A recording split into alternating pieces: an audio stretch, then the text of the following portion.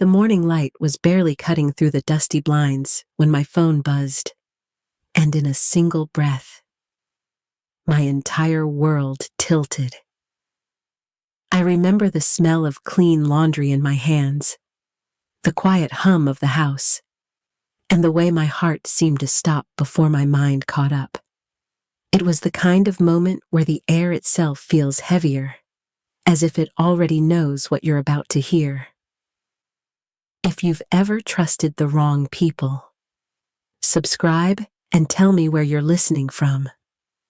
Stories like this unfold closer to home than most realize.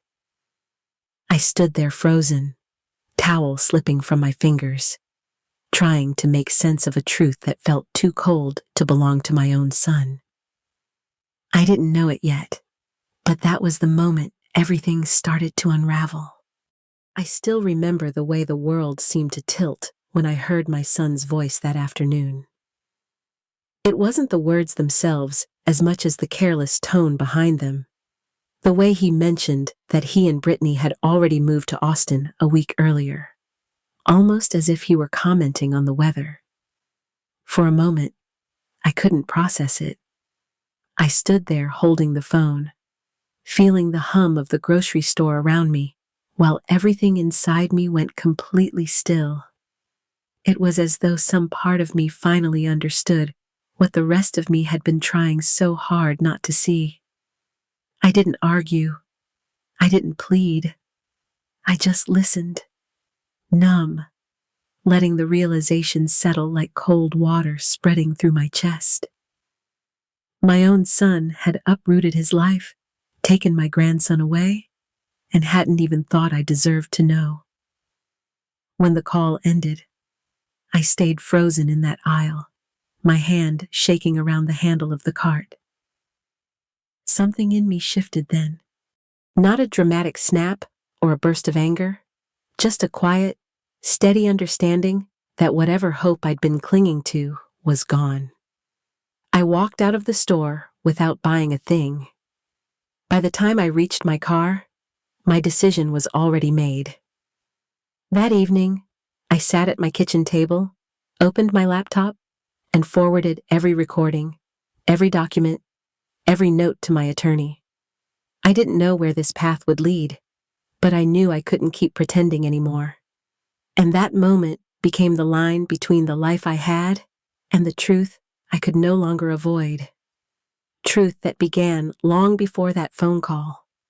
When I think back to the years before everything fell apart, my mind always returns to the quiet streets of Fort Collins, where Michael and I built our little life. Losing him felt like someone had taken the center beam out of our home, but I held myself together because Adam still needed me. Those early years after his passing were a blur of double shifts, school lunches packed before sunrise, and nights when I sat at the kitchen table sorting bills, promising myself that Adam would never feel the weight I carried. And for a long time, love was enough to hold us steady. I remember the way Adam used to run through the front door after school, shouting that he could smell the pot roast from outside. I remember Christmas mornings when he would sit cross-legged by the tree, waiting patiently because he knew I liked to drink my coffee before opening gifts. Even the smallest routines, folding his laundry on Sunday nights, leaving the porch light on when he stayed out late in high school, felt like my purpose. But as the years passed and the house grew quieter, that purpose shifted into something more fragile. By the time the phone call came, the rooms felt heavier than they ever had. The house that once held laughter and chaos now echoed with memories I couldn't quite touch. Standing there after that call, I felt the full weight of how far things had drifted. And it was around the time Adam met Brittany that the first small cracks began to show. Though I didn't understand their meaning then, when Brittany first came into Adam's life, I remember telling myself I should be happy for him. After all those quiet years when it was just the two of us, A part of me wanted to believe he'd finally found someone who would bring warmth back into our family. But from the very beginning, there was something in her presence that made the air feel different, polished on the surface, but distant in a way I couldn't quite name. I still recall our first dinner together. I had spent the whole afternoon preparing a meal I knew Adam loved, hoping to make Brittany feel welcome. Yet when she walked through the door, her smile felt like it stopped just short of sincerity. She complimented the house, but there was an undertone that made me feel as though she were evaluating it, deciding what did and didn't measure up. It was subtle, but I felt it settle in my chest like a small stone. Not long after, I began noticing changes in Adam. He stopped dropping by unannounced the way he used to. Calls grew shorter. Messages came with longer pauses. Whenever I suggested spending time together, he always seemed to check with Brittany first, as if he needed permission. And there were moments, quiet, piercing moments, when I'd watch the two of them exchange a look after I spoke. A look that made me feel foolish without knowing why. There were birthdays he forgot. Holidays where I found myself standing alone in the kitchen with food enough for 3. Wondering how family could feel so far away even when they lived just across town. Still, I brushed it all aside. I kept telling myself these were normal growing pains, that love simply meant making room for new people. I didn't realize then that the space I was making was slowly pushing me out. It still surprises me how quickly Brittany's attitude changed once the idea of building a family home came up. Almost overnight, the cool distance I had always felt from her softened into something warmer, almost inviting. She spoke about wanting a place where we could all be together, where my grandson could grow up surrounded by people who loved him.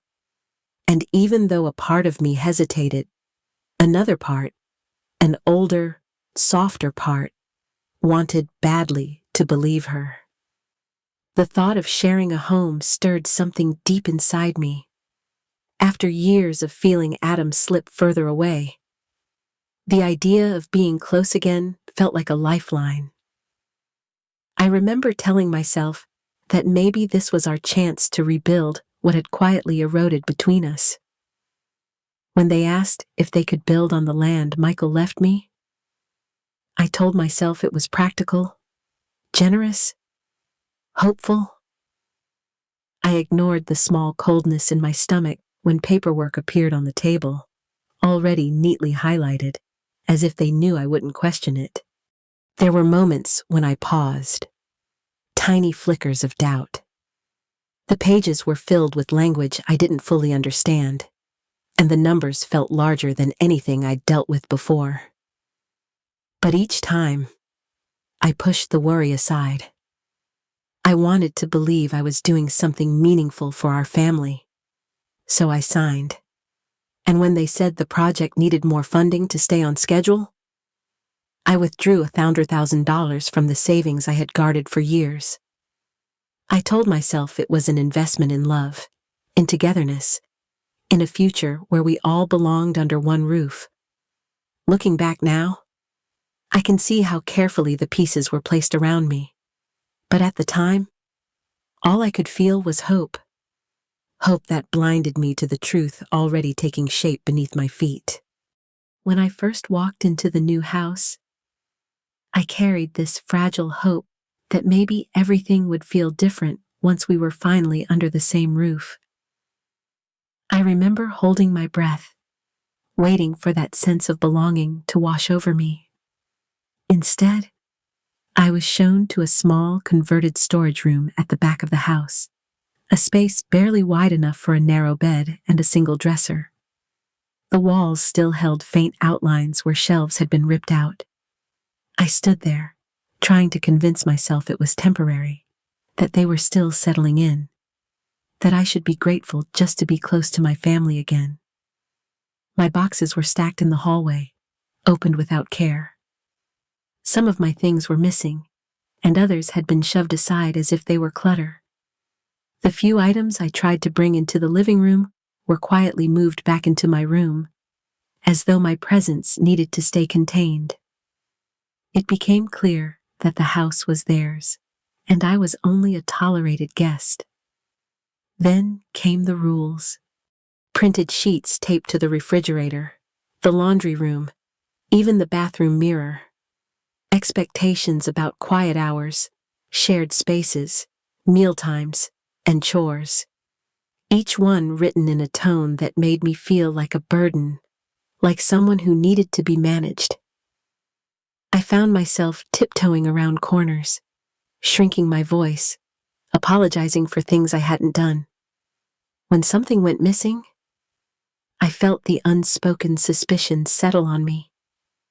When the baby cried, I caught the sideways glances, as though my mere presence disrupted the rhythm of their home. Every day chipped away at me a little more. I tried to keep the peace, tried to make myself small enough to avoid being noticed. But the air in that house felt tighter with each passing week, and the quiet humiliations stacked up until they pressed against my chest. Looking back now, I realized those moments were warnings, early signs of just how deep the betrayal would cut once I uncovered what they had done behind closed doors. I reached my breaking point on a morning that should have been ordinary. I was standing in that cramped room, staring at the rules taped to the door, when something inside me finally snapped. I felt this sharp clarity cut through the fog I had been living in, and I grabbed my purse, my keys, and drove straight to the one person I still trusted, the attorney who had handled Michael's estate. I remember sitting across from him, feeling small and tired, as I handed him the documents I had signed months earlier. I told him I needed to know what I had agreed to, because nothing in that house felt right anymore. When he called me back a few days later, the floor of my world cracked open. He explained that the paperwork didn't match what I believed I had signed. My land had been listed as collateral for a loan I never approved. Ownership rights had been quietly shifted, placing control of the property into Adam and Brittany's hands. The money I contributed had been routed through accounts I had never heard of. And worst of all, several documents bore the signature of a notary with a reputation for looking the other way. I felt my body go cold. It was the kind of shock that steals your breath. But beneath the grief, something steadier began to form, a quiet resolve. I realized I could no longer depend on anyone's goodwill. So I bought a small recorder, the kind that could fit in my pocket. I started documenting every interaction, saving emails, taking photos of anything that felt off. I moved with caution, pretending everything was normal while gathering the pieces of a truth I wished I didn't know. And even as the evidence piled up, I had no idea the cruelest blow was still waiting for me, just beyond the horizon of that house. I was folding a stack of towels, trying to keep my mind steady, when my phone buzzed. Even now, I remember the way the room felt, still, muted, almost suspended in time. When I heard Adam's voice, it came back to me later like an echo from somewhere far away. He spoke quickly, almost distracted, telling me he and Brittany had moved to Austin the week before. It was said so casually that for a moment I wondered if I had misheard him. But then the silence that followed made everything sharp and real. I stood there with a towel in my hands, unable to move. The house felt colder than usual. I kept thinking about how easily he had uprooted his life, how little it seemed to matter that his mother had been left behind without a word. There was no space in his voice for my feelings, no pause to ask how I was doing, no acknowledgement of everything I had sacrificed. Shock gave way to a hollow ache, and then, slowly, to a kind of clarity I had not felt in months. If he could walk away this easily, then I needed to stop waiting for compassion that was never coming. That evening, I gathered every recording, every document, every piece of proof I had collected, and with hands that no longer trembled, I sent all of it to my attorney. My attorney acted the moment he received the evidence. Within days, the lawsuit was filed, and I found myself stepping into a world I never imagined I would have to navigate. The morning we walked into the courthouse, the air felt heavier than anything I had carried in that cramped room of theirs. I remember the echo of my footsteps on the polished floor and the way my hands tightened around my purse as if it were the only steady thing left in my life. When I entered the courtroom, Adam and Brittany were already seated. Brittany kept her chin lifted, restless and irritated, while Adam stared down at the table, refusing to look at me. Seeing him like that, seeing how far we had fallen, was almost harder than the betrayal itself. I kept reminding myself that I wasn't there to fight him. I was there to fight for the truth. My attorney laid everything out, piece by piece. The fraudulent mortgage filings, the misuse of my land as collateral, the rerouted funds, the recordings that captured the manipulation behind closed doors. I watched the judge's expression change as the story unfolded, as the layers of deceit pulled back to reveal the cruelty beneath them. The ruling came with a weight that felt both devastating and relieving. My ownership was fully restored. I was awarded restitution and damages for the losses I had suffered. Brittany faced criminal charges for her role in the fraud. Adam, having cooperated during the investigation, received a substantial fine but avoided jail time. Hearing all of it felt unreal, like justice and grief were threaded together in the same breath. When I stepped outside after the hearing, the cold air hit my face, grounding me in the reality of what had just happened. It was over, but the rebuilding had only just begun. When the legal dust finally settled, I felt a calm I hadn't known in years. Regaining ownership gave me the freedom to make choices that were mine again, without fear or permission. I decided to sell the house and the land, not out of anger, but because I needed to close that chapter completely.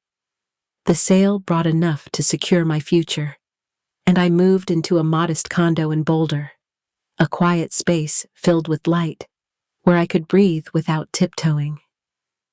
Those first weeks alone were strange. I kept expecting tension around every corner, like echoes of the life I had escaped.